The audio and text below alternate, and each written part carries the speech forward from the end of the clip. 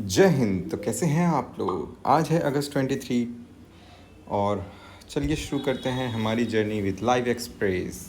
आज जो पेजेस हम कवर करने वाले हैं वो है page number 1, 6, 7, 9, 10, 11, 12, 13। Guys, do check the description box where I upload the only relevant pages of the Indian Express newspaper which we are discussing in this video. So let's start our journey and टकटकी लगाकर देखते रहें। सो आज है अगस्त of 23 और सबसे पहला topic हमारा पेज नंबर 1 पे है landing today. Chandrayaan 3 lander descent to start 5.4 that at 5:47 PM, landing at 6:04 PM. ISRO's mission complex buzzing with energy and excitement. 604. Moon mission on schedule. Smooth sailing continues, says Space Agency.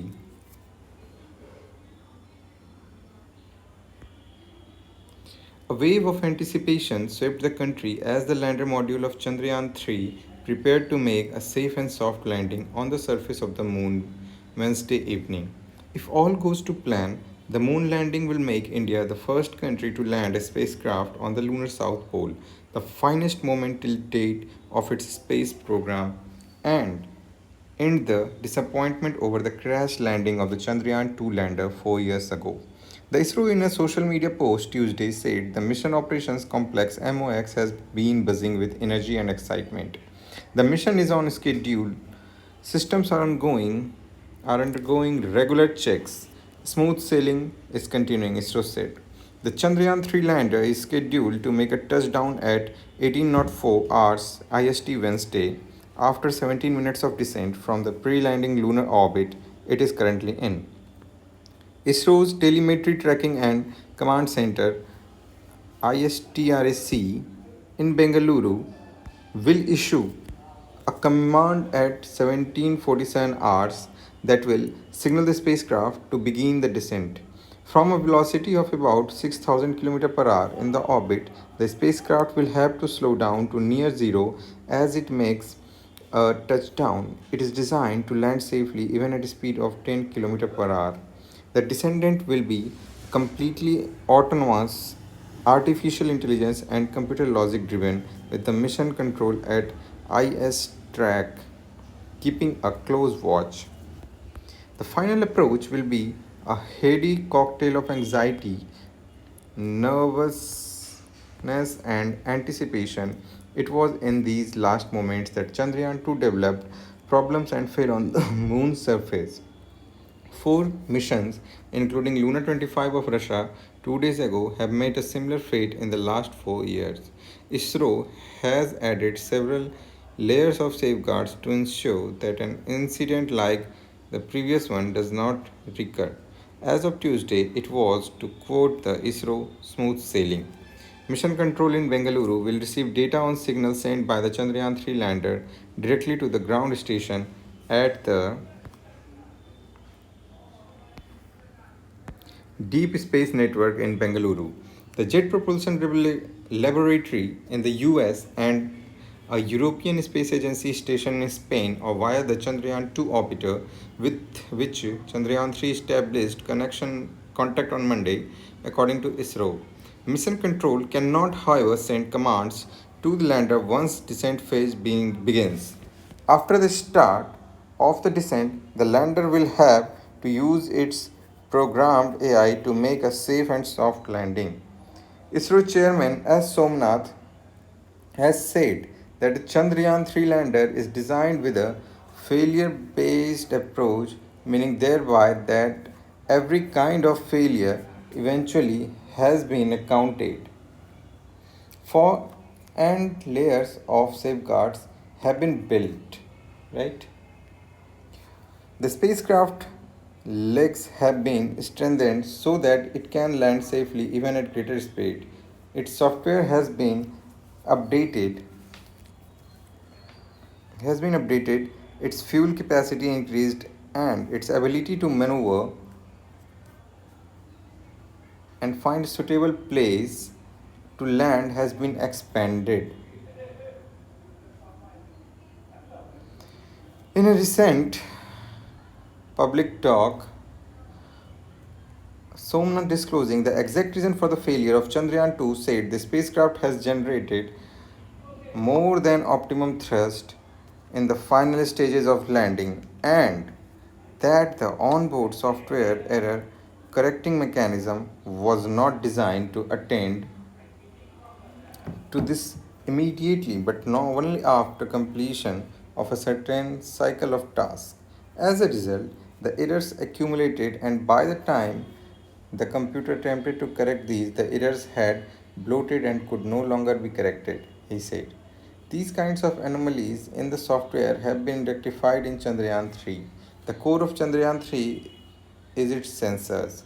When you have something that is remotely operated, then everything depends on its ability to sense its location. What is its speed? What is the orientation? There are different sensors used for this purpose. There are the velocimeters, and altimeters, which gave a reference for the speed and height of the lander, he said. There is a camera called a hazard avoidance camera.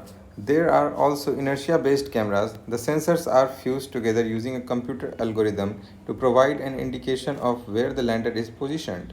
This has been tested extensively, he said. The Chandrayaan 3 lander is aiming to land at the start of daytime on the moon, which extends to 14 Earth days. The instruments on the spacecraft are all solar powered and are designed to function for one lunar day or a 14-day period on Earth.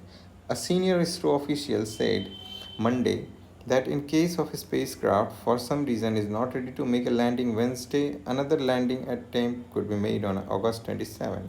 However, on earlier occasions, Somnath said that in order to give the instruments ample time to carry out observations and experiments on the lunar surface, it was important to make the landing at the start of daytime.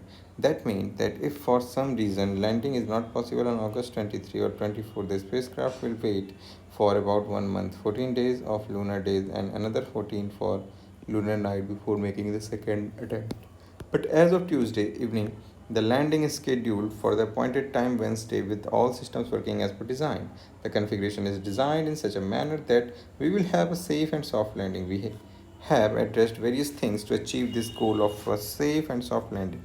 We could not do it last time and we have addressed the issue that we faced in great detail, Somnath said.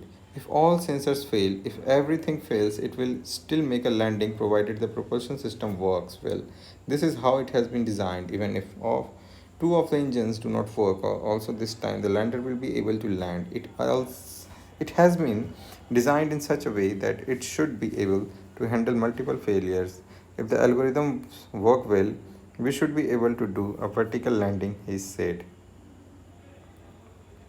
Our next topic on page number 1 is PM at BRICS looking forward to bilaterals. India will soon be a global growth engine.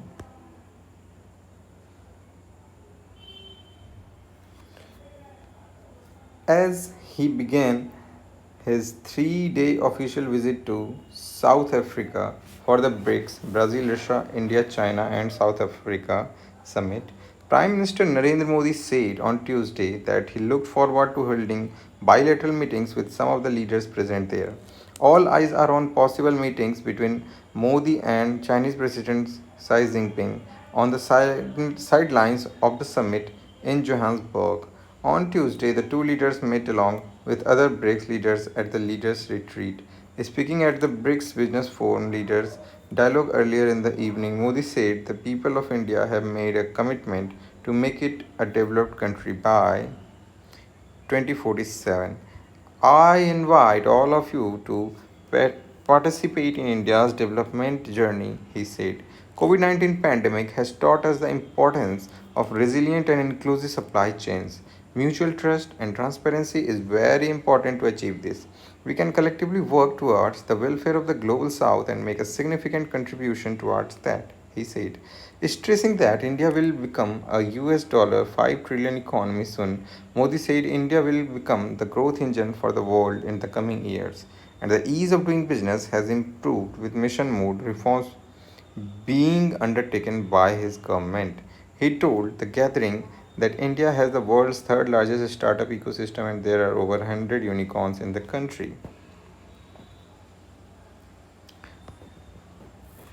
Modi, who landed at the Waterkloof Air Force Base in South Africa, was received by South Africa's Deputy President Paul Mashatile and was accorded a ceremonial welcome.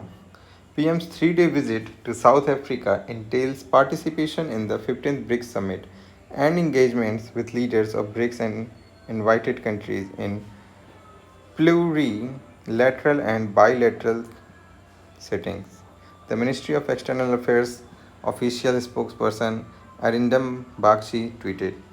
Earlier in the day, as he left for the summit, Modi expressed confidence that it would provide a useful opportunity for its members to identify future areas of cooperation and review institutional development.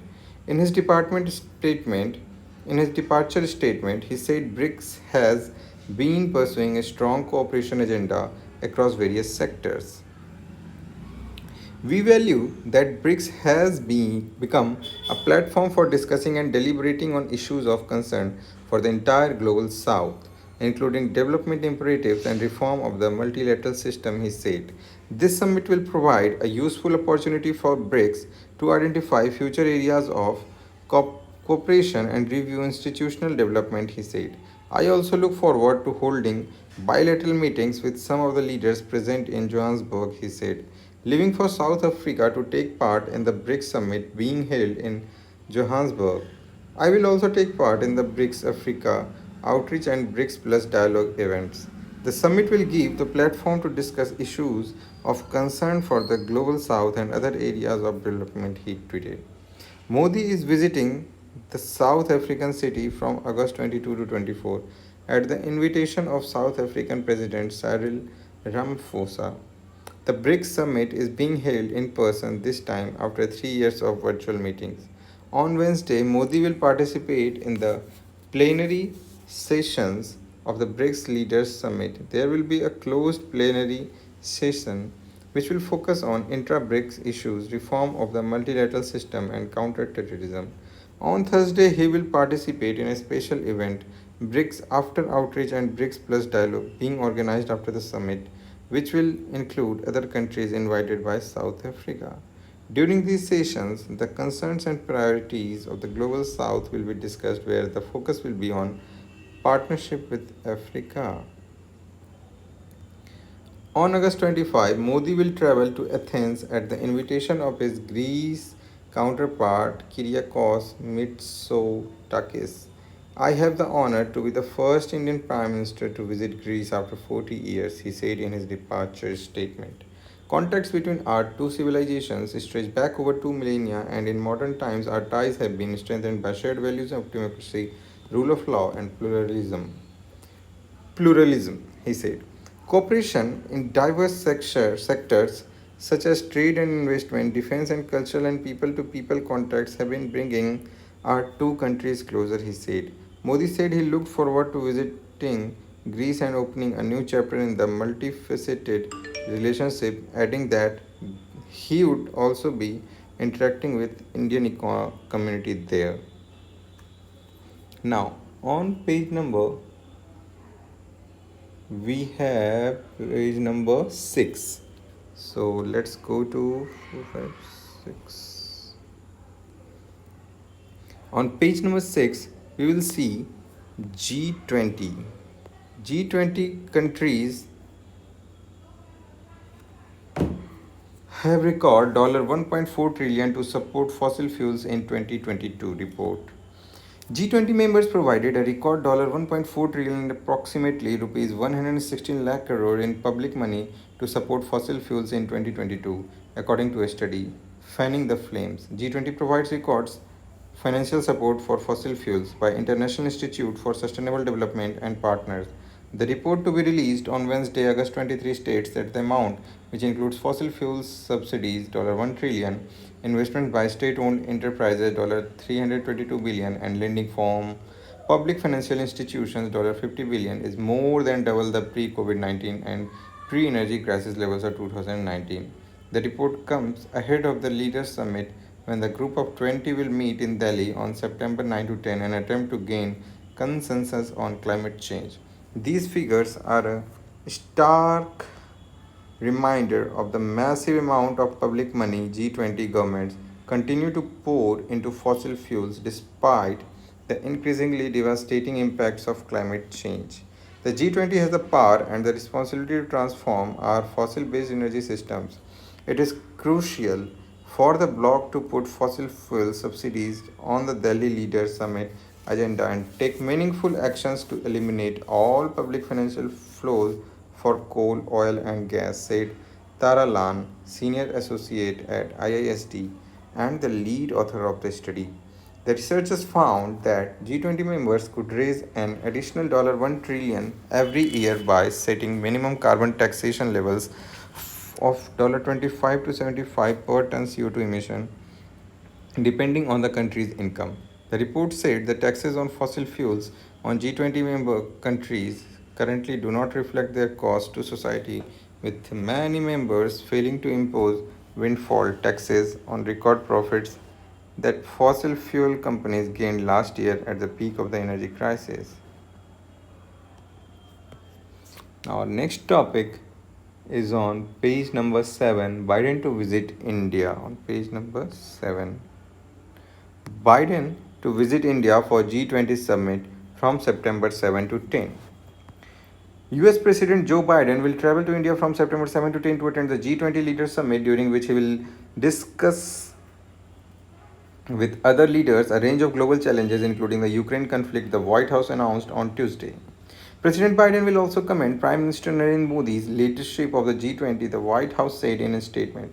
The G20 World Leaders Summit is scheduled to be held in New Delhi on September 9 and 10. The summit is expected to be one of the largest gatherings of the world leaders in India. India has assumed the G20 presidency on December 1st, 2022 from Indonesia.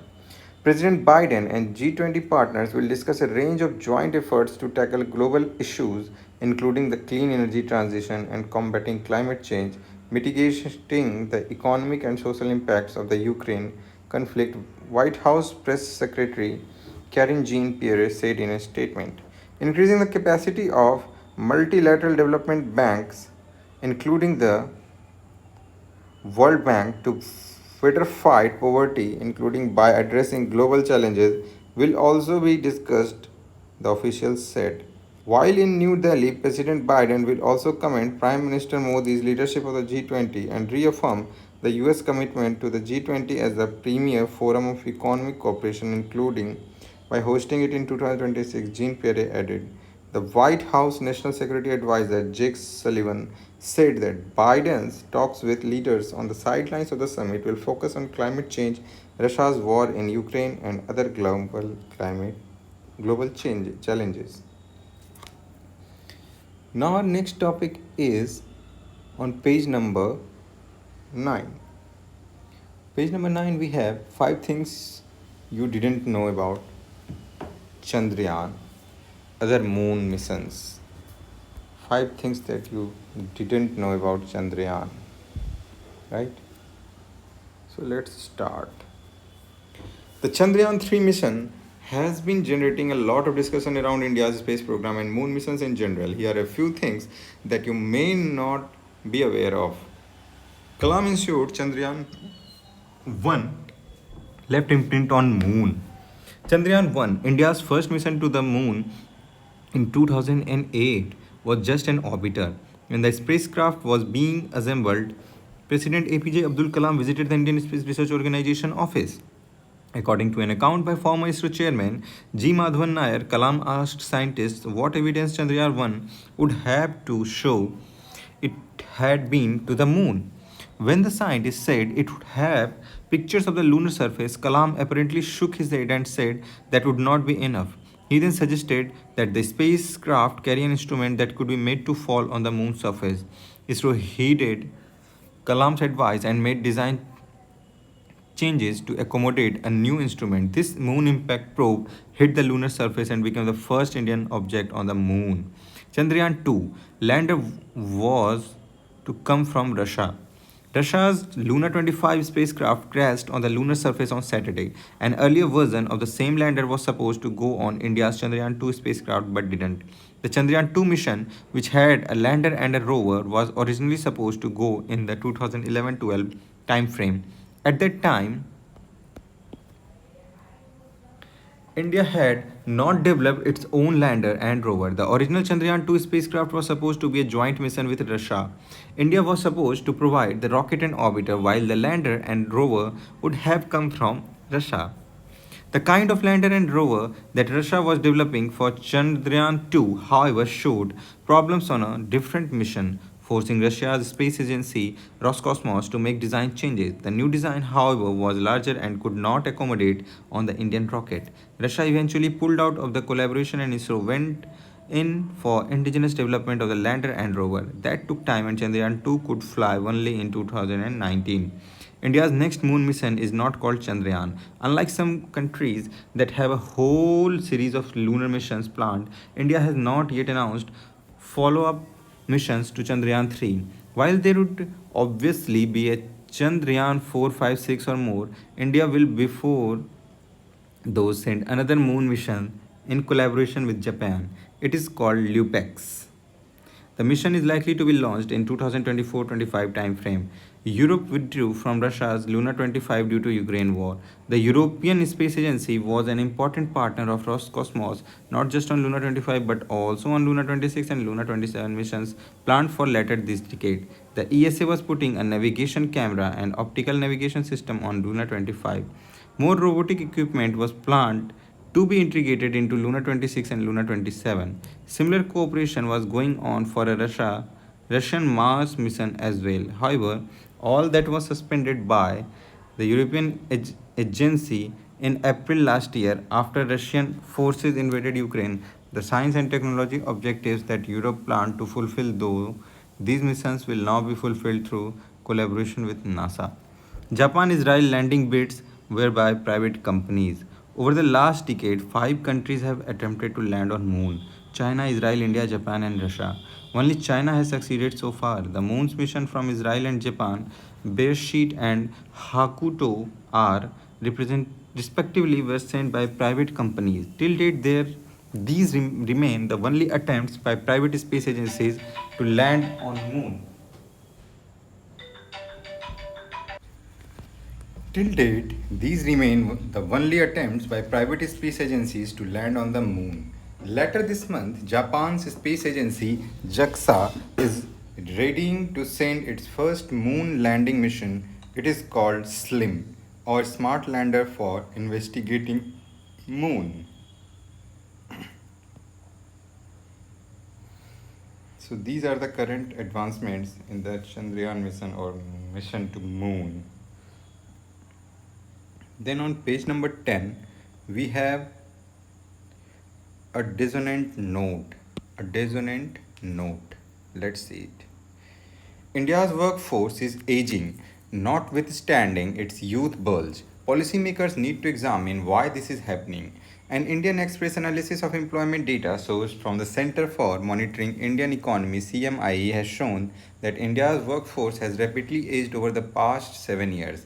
Data shows that the share of India's youth defined as those between ages 15 and 29 has fallen from 25% in 2016-17 to just 17% at the end of 22-23. Further even, the share of those falling in the next 15 years age bracket 30 to 44 years has fallen from 38% to 33% over the same period. While the share of these two categories had shrunk, that of the oldest cohort 45 years and above has grown from 37% to 49%. In other words, just in the past 7 years, India's workforce has aged so much that the share of people 45 years and older has gone from one third to almost one half. Another way to look at this result is that Indian youth is increasingly getting driven out of the job market. In fact, the one cohort that seems to be doing the best, both in terms of proportion as well as absolute numbers, is the age bracket of 55 to 59 years. To an extent, this result is hardly surprising. For one, India has witnessed rising levels of youth unemployment in the recent past. This means a high percentage of the youth that joins the labor force or effectively asks for work fails to get employed. Moreover, India has a low labor force participation rate, especially for women. India's female labor force participation rate is one of the lowest in the world. This means a very small percentage of young women enter the labor force asking for work to begin with. The combined effect of a low labor force participation rate and high unemployment rate is that India's youth has a worsening employment rate. That is, the ratio of employed people is an age in an age bracket and the total population of that cohort. India's aging workforce should be a matter of concern for India's policymakers. That is because it has one of the world's youngest populations. In his Independence Day speech, Prime Minister Narendra Modi underscored India's comparative advantage in terms of demography. He pointed out that while many countries are witnessing an age structure that is growing old, India is moving energetically towards a youthful age structure. It is a period of great pride because today India has the highest population under the age of 30, he said. However, in reality, India's workforce is aging, notwithstanding its increasingly youthful demography. Policymakers need to examine why this is happening, but prima facie, this trend suggests a skill deficit. Raising the employability of India's youth should be treated at par with the broader concern of creating more jobs in the economy.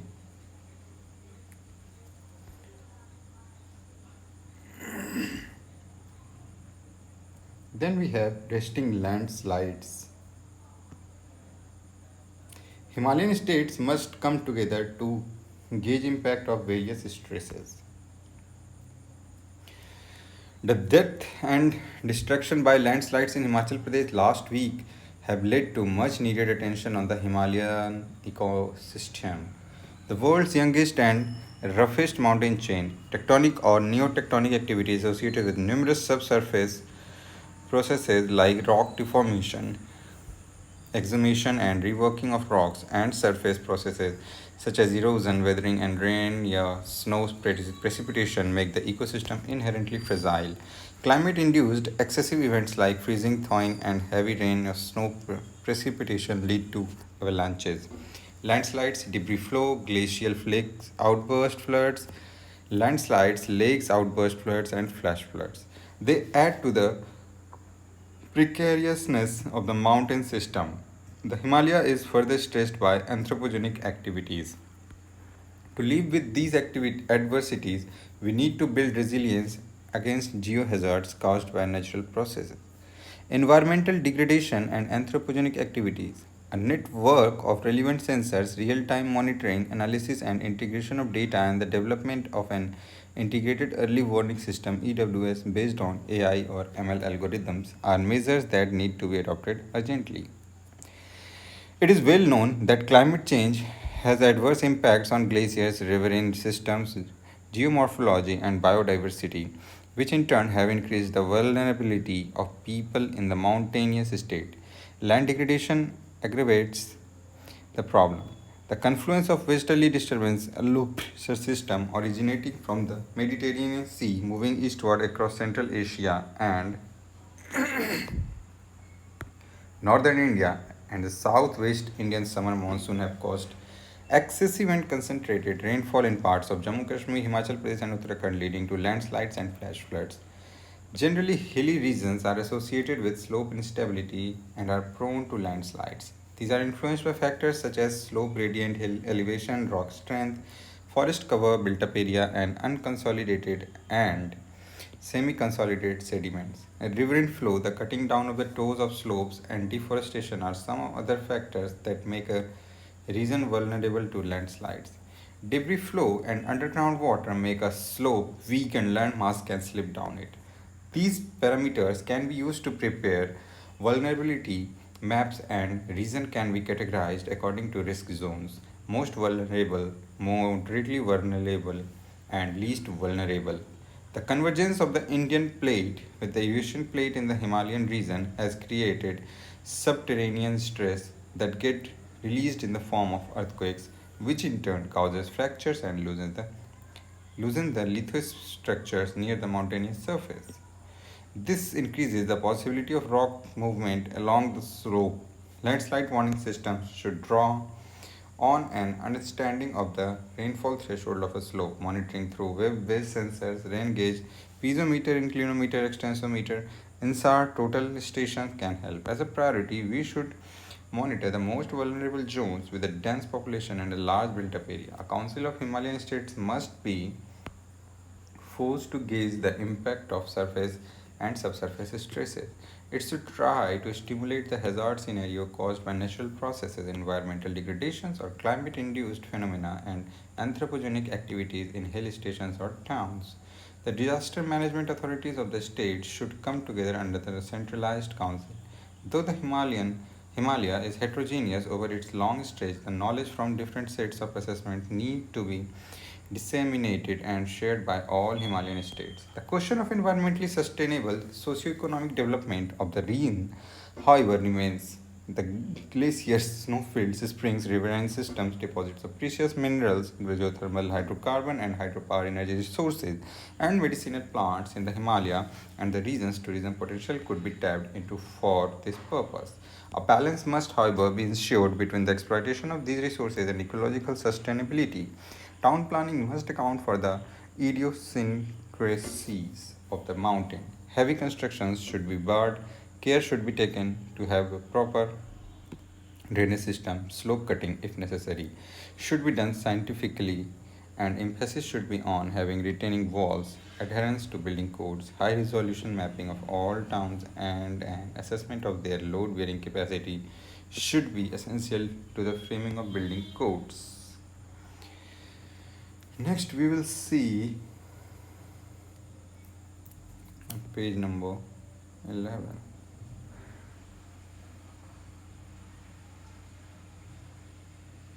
Or we can go to that page number. These you can read here. Now we will see the page number 13, economy. Price hike.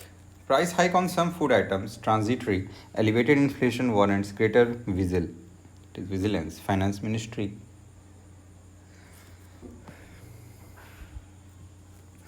The recent price spike of certain food items is expected to be transitory, and food inflation is expected to moderate in the coming months. But global uncertainty and domestic disruptions may keep inflationary pressures elevated for the coming months, warranting greater vigilance by the government and Reserve Bank of India (RBI).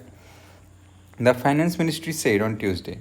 In its monthly economic review for July, the ministry said that the government has already taken preemptive measures to restrain food inflation, which, along with the arrival of fresh stock, is likely to subside price pressure in the market soon. The ministry said tomato prices are likely to decline with the arrival of fresh stocks by the end of August or early September. Also, enhanced imports of tur dal are expected to moderate pulses inflation, it said. Retail inflation based on the consumer price index surged to a 15-month high of 7.44% in July 2023, primarily due to higher prices of vegetables, cereals, pulses, and milk products. Core inflation, non-fuel segment of inflation was at 39-month low of 4.9%.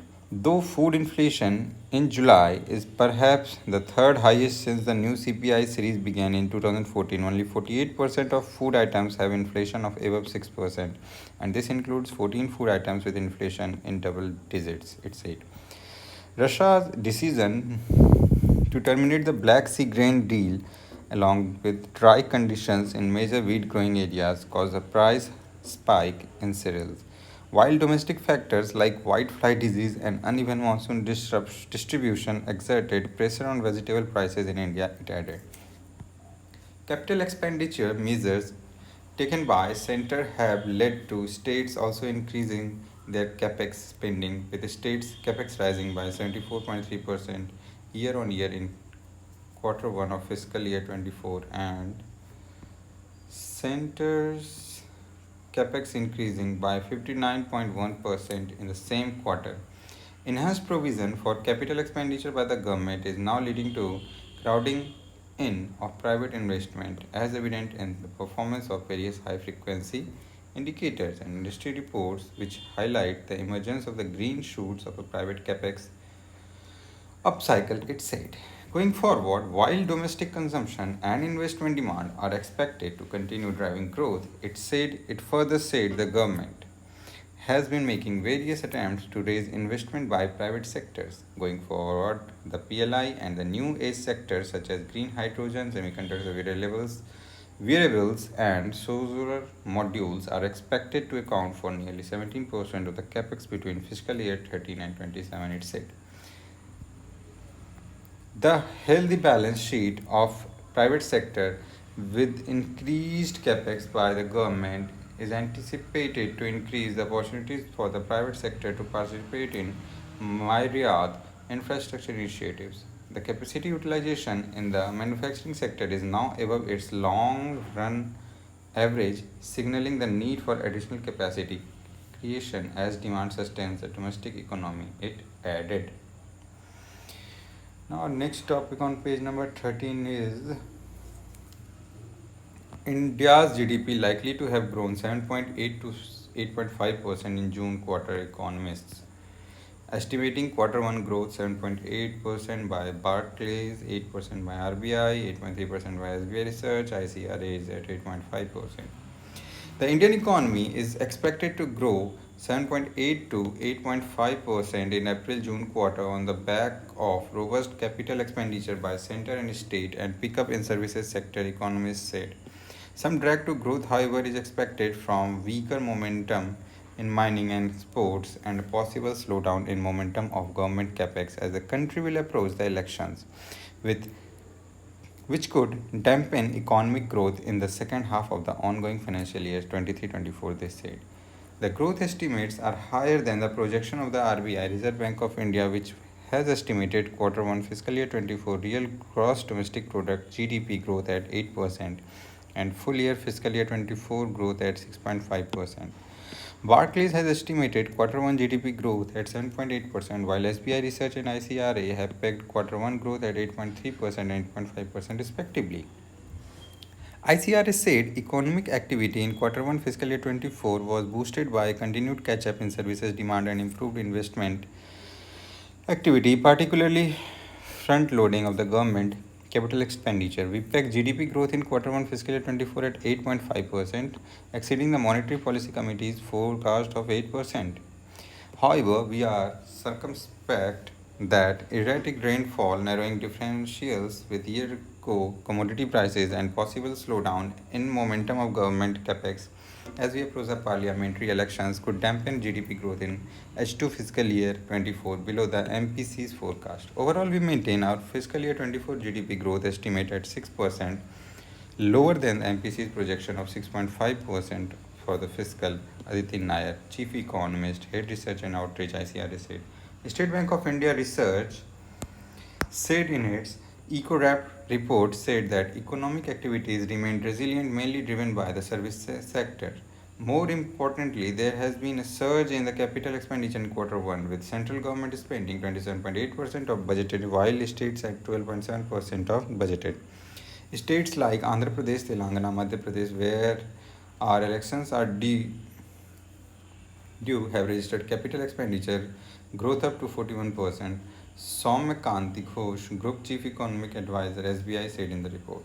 The growth is incremental deposits growth has almost doubled at rupees 11.3 lakh crore compared to rupees 5 lakh crore last year.